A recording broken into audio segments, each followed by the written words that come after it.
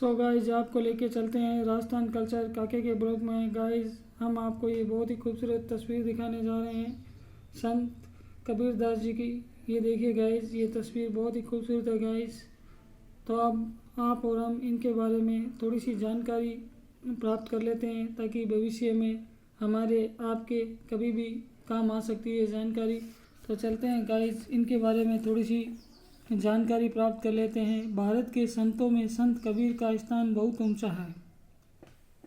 इनके जन्म संबंध में अनेक किंवदंतियां प्रचलित हैं। कुछ लोगों का कथन है कि जग गुरु रामानंद स्वामी के आशीर्वाद से इनकी उत्पत्ति एक विधवा ब्राह्मणी के गर्भ से हुई है। लोग लाज के भय से वह बालक को लहरतारा तालाब के पास छोड़ गई। नीरू नामक जुला उस बालक को अपने घर उठा लाया और पाल पोस कर बड़ा किया। यही बालक आगे चलकर कबीर के नाम से प्रसिद्ध हुआ।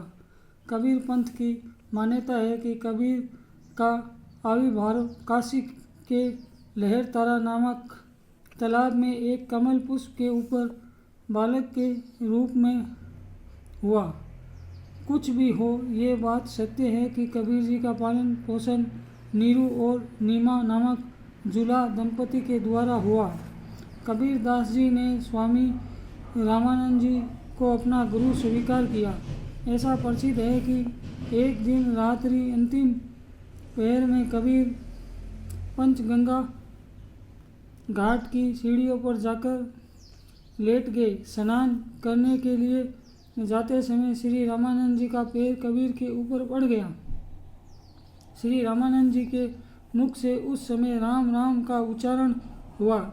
कबीर जी ने उसे ही दीक्षा मंत्र मान लिया और श्री रामानंद जी को अपना गुरु कहने लगे।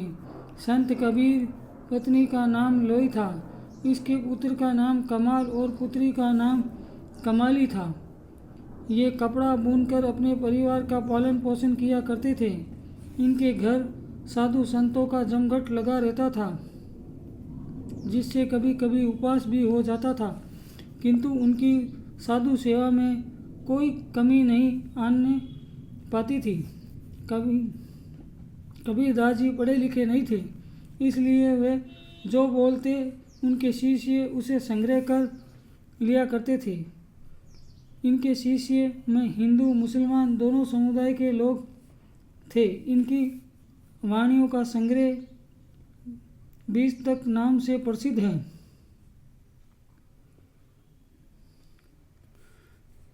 उसके साकी संबंध रेमेनी 3 भाग हैं।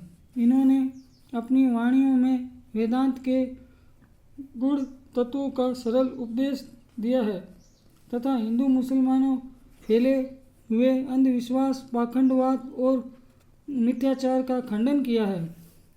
कबीर दास जी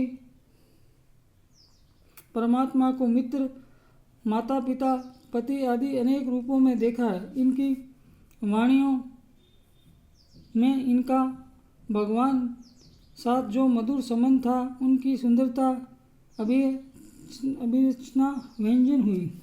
अपनी सरलता, साधु स्वभाव और संत जीवन के कारण संत कबीर आज भी हिंदू और मुस्लिम दोनों समुदाय के पूज्य हैं। जीवन के अंतिम काल में यश और कीर्ति कबीर दास जी पर अपार वृष्टि होने लगी। उससे तंग आकर ये काशी छोड़कर मगर चले आए। मगर में ही उन्होंने अपने शरीर का त्याग किया। जन स्तुति के अनुसार इनकी मृत्यु बाद हिंदू और मुसलमान भक्तों में विवाद हो गया। हिंदू कहते थे कि हम इनके शरीर को जलाएंगे और मुसलमान कहते थे कि हम दफनाएंगे। उस समय वहाँ से कबीरदास जी का मृत शरीर अदृश्य हो गया और उसके स्थान पर कुछ फूल रह गए। इनके दोनों समुदाय के भक्तों ने उस फूलों को बांट लिया और अपने अपने धर्मों के अनुसार अंतिम संस्कार किया। इस प्रकार कबीरदास जी अपने अंत समय में समन्वय और प्रेम की सुंदर शिक्षा दे गए। तो गाइस, ये छोटी सी जानकारी कबीर दास जी के बारे में आज हमने राजस्थान कल्चर काके के ब्लॉग पे दिए गाइस। आगे भी ऐसी अच्छी जानकारी हम आपको देते रहेंगे, ताकि आपके भविष्य में और हमारे भविष्य में कभी भी काम आ सकती है। तो गाइस हमारे चैनल को लाइक करें, वीडियो देखकर सब्सक्राइब करें, ताकि हमारा भी चैनल मोनेटाइजर हो जाए। तो गाइस आज के लिए इतना ही, आगे के वीडियो लेकर हम फिर आपके सामने हाजिर होंगे।